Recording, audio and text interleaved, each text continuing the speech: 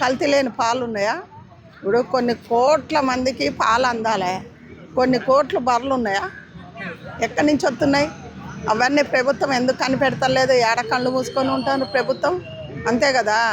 కొన్ని కోట్ల ప్యాకెట్లు వచ్చి ఇంతమందికి పెరుగు అందించి పాలు అందించి ప్యాకెట్లల్లో ఎప్పుడన్నా పాల గురించి ఎవరన్నా ఒక్కళ్ళన్నా మాట్లాడుతారా?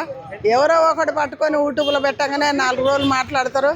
ప్రభుత్వం కూడా ఏం స్పందిస్తారు దాని గురించి? పాలు కలితే కళ్ళులు అంతా ఏందో మందు కళ్ళు చేసి అంత అమ్ముతా ఉంటే అమ్మలక్కల కళ్ళు తాగుతారు. కల్తీ లేనిది ఏందయ్యా?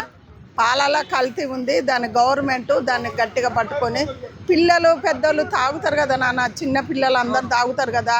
ఆ పిల్లలు ఏమైపోతారు? కిడ్నీలకు దానికి ప్రాబ్లమే కదా. మరి దాని గురించి ప్రభుత్వం ఎందుకు పట్టించుకోవట్లేదు? ప్రభుత్వం పట్టించుకోవాలిగా. ఏం పట్టించుకుంటుంది ప్రభుత్వం? ఏం పట్టించుకోవట్లేదు. అవి వస్తూనే ఉన్నాయి, వీళ్ళు మొత్తుకుంటూనే ఉన్నాయి, అవి అవుతూనే ఉన్నాయి. ఏదైతే సంఘటన జరిగిందో 100 లీటర్ల పాలల్లో 20 కేజీల యూరియా కలుస్తుంది అని చెప్పి ఒక న్యూస్ బయటకు వస్తుంది. నిజంగానే అంటే చెట్లకు వేసే అంటే పంట పొలాలకు వేసే యూరియా పాలలో కలుపుతారంటారు? కలుపుతారు. దాన్ని వైట్ కదా, ఆ యూరియా కూడా వైటే. ఆ వైట్ని వైట్ లాగా చేసి ఇలా కుమ్మక్క అవుతారు. వాడి చేసినోనికి కుటుంబం ఉన్నారా, అందరు ఉండరా లేరా?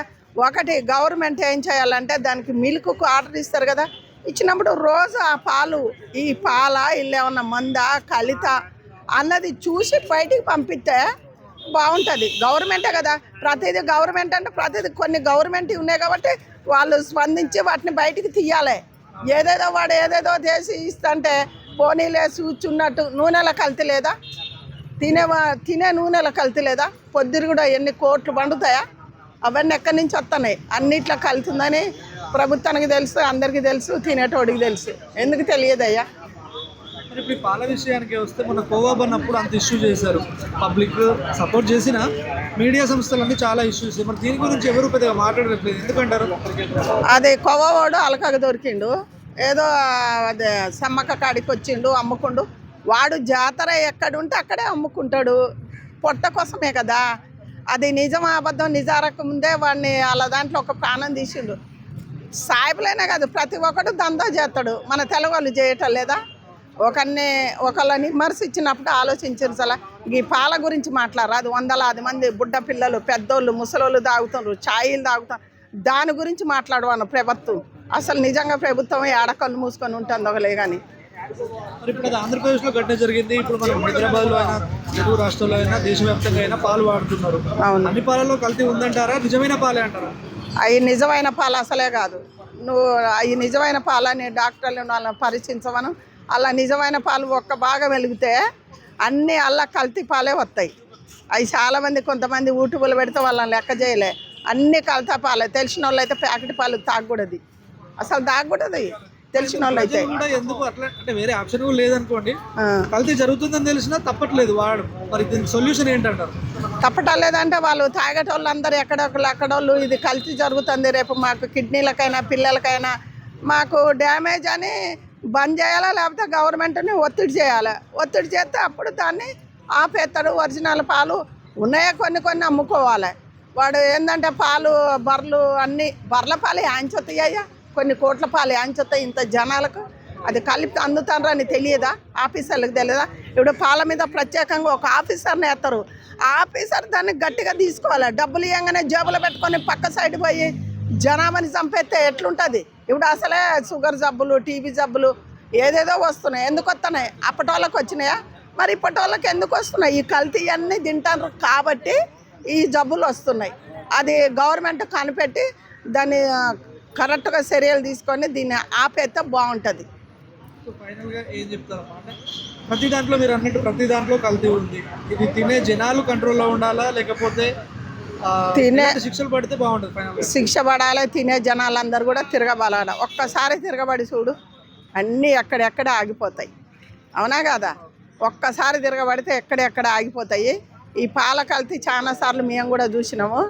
ఆ పాలు అన్నది ఆపేసి నిజమైన పాలు అమ్ముకొని ఇంకొక 10 రూపాయలకు ఎక్కువ అమ్ముకొని బతుకుండ్రు. కానీ ఈ జనాలు చూసి ఒక్కసారి బడి కేసులు పెట్టిందంటే పాల మొత్తం ఆపేస్తారు. మీరు అన్నట్టు మరి నిజమైన పాలు అమ్మితే ఇంత జనాలకు సరిపోయే పాలు అసలు ఉన్నాయా మన లేవు రాష్ట్రాల్లో కానీ దేశంలో? లేవు. మరి అప్పుడు కంపల్సరీ కల్తీ చేయాల్సిందే కదా? కల్తీ చేయాల్సిందే అంటే వచ్చిన కాడికే జాలని అమ్ముకోవాలి. మరి కల్తీ చేయాలంటే నీ పిల్లలు మీరు డ్యామేజ్ గుండెకో దానికో. ఇప్పుడు వీరి అంటే ఏందనుకుంటున్నావు, మనసు ఖరాబ్ అయిపోయి గిట్టిని తినేస్తుంది. అచ్చం పాలు ఎక్కడ ఉన్నాయ్యా? అచ్చం పాలు లేనే లేవు, అందరికీ తెలుసు. కానీ కొంతమందికి ఈ పాలే అని తాగేస్తాను. తాగకూడదు. అచ్చం పాలు ఉన్నోళ్ళు కూడా ఉండరు, పర్లు ఉన్నోళ్ళు ఉన్నాయి.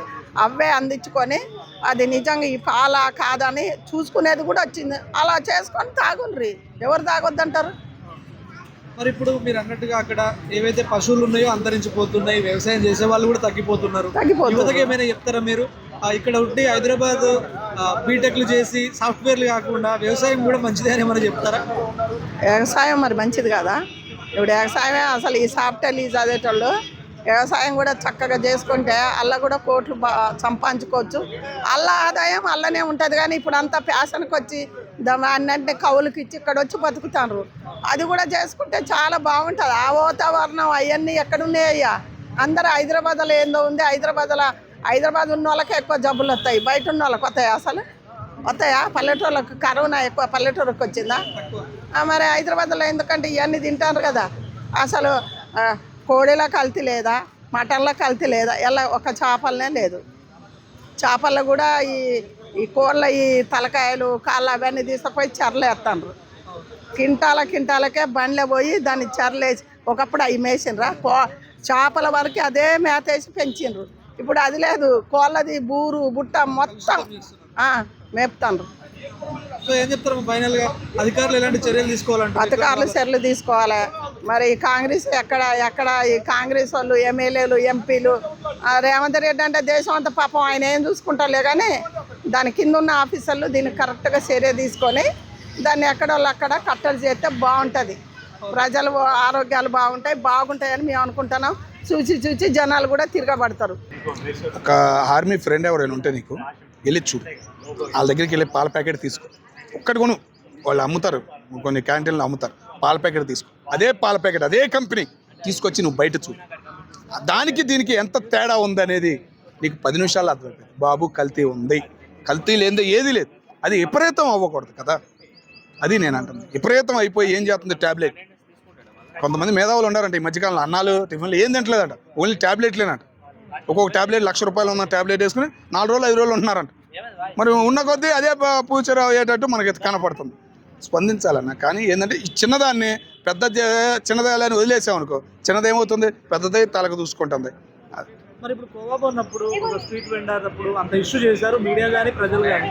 ఇంతమంది చనిపోతున్నా ఎవరైనా రెస్పాండ్ కావట్లేదు అంటారు. అసలు మనకి పని ఇంట్లో తీసుకుంటున్నారు ఈ కల్తీ కదా. మనకి ఏంది కులపిచ్చి ఎక్కువ. మనకి దాని మీద ఏమైనా వచ్చినాయి అనుకో ఒక రేంజ్లో లెగుతాం.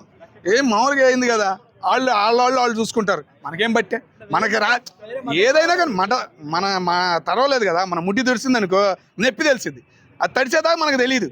తడిసింది అనుకో అమ్మో భయం మొదలైతే లేదా దూకుతాం అన్న 2 ఫీలింగులు తప్ప మిగతా ఏవి మనకు పట్ట. స్పందించాలన్న. ప్రతి గవర్నమెంట్ స్పందించాలి. కానీ గవర్నమెంట్ అధికారులు అనేవాళ్ళు లేరు.